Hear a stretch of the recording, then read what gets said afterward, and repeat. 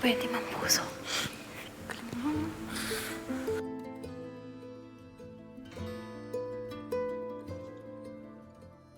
Martha, naisipan pala namin na kumuha ng bagong kasambay na makakasama mo.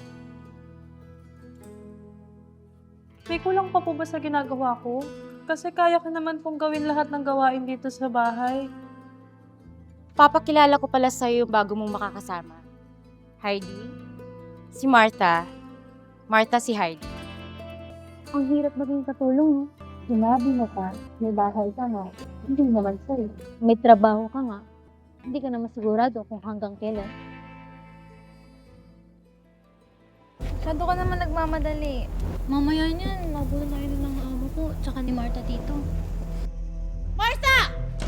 Ma'am, bakit po? Ikaw ba may gumawa niyan? Putang ina mo, ha? Ano, maganti ka na? Tabla lang tayo.